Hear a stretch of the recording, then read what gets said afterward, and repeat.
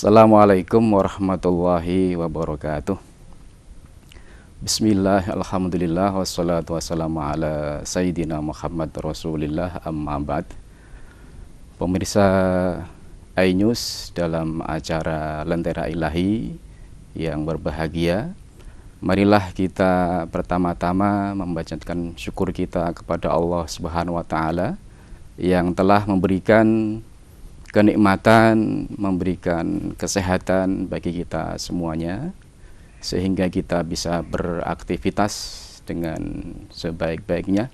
Shalawat serta salam kita panjatkan kepada junjungan kita Nabi besar Muhammad Sallallahu Alaihi Wasallam.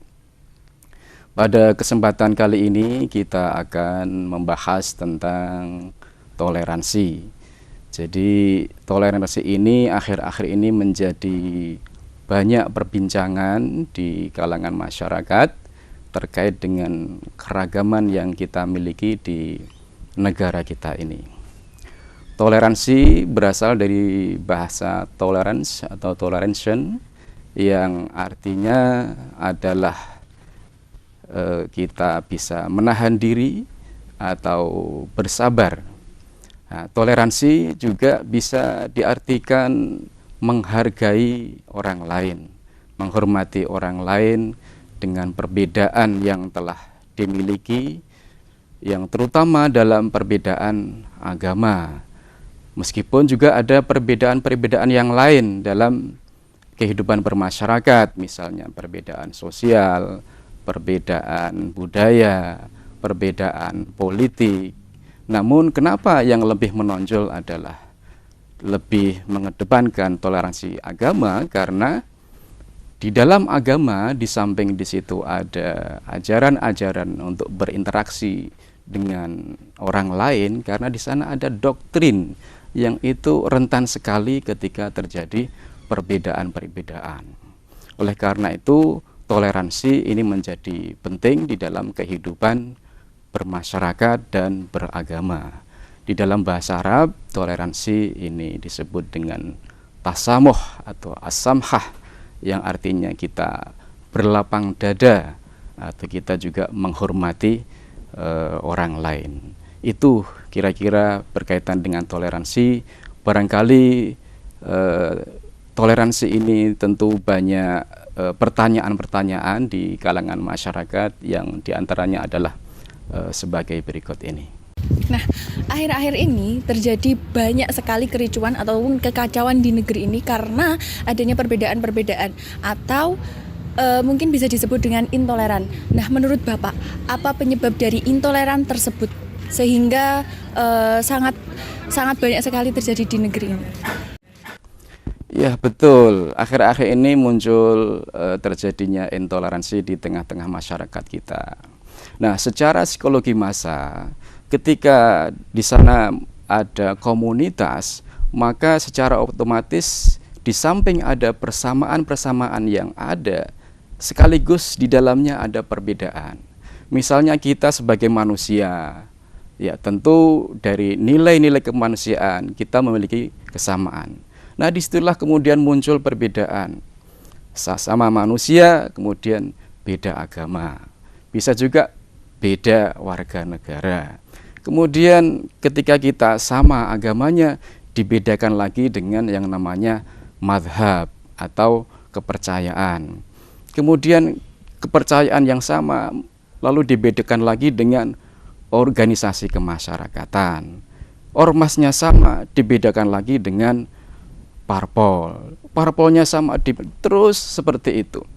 Nah, munculnya intoleransi itu ketika kita lebih menonjolkan perbedaan dibanding persamaan-persamaan yang kita miliki itu. Oleh karena itu, di dalam kehidupan berbangsa dan bernegara ini, kita tentu memiliki yang namanya NKRI, kita memiliki yang namanya Pancasila dan Undang-Undang Dasar 1945. Nah, itulah ketika kita lebih mengedepankan NKRI, lebih mengedepankan Pancasila dan Undang-Undang Dasar dibanding tadi perbedaan etnis, perbedaan suku, perbedaan agama, itu maka toleransi akan terjaga. terjadinya intoleransi di tengah-tengah masyarakat itu karena sebagian masyarakat yang intoleran itu lebih menonjolkan perbedaan dibanding persamaan-persamaan itu. Entah itu beda sukunya, beda rasnya, beda golongannya. Dan diingat bahwa di Indonesia ini adalah negara yang paling besar ya jumlah sukunya, negara yang paling besar jumlah etnisnya, jumlah bahasanya. Kalau kita tidak bisa pandai-pandai untuk bisa menjaga persamaan tadi, yaitu dalam bingkai NKRI, dalam bingkai Pancasila, dalam bingkai Undang-Undang 45, maka ya akan terjadi intoleransi. Itu penyebab yang pertama. Jadi kita lebih mengedepankan perbedaan dibanding persatuan atau kesamaan yang kita miliki. Yang kedua adalah karena dukungan media ya, terutama sosial media ini cukup besar terjadinya intoleransi. Kenapa?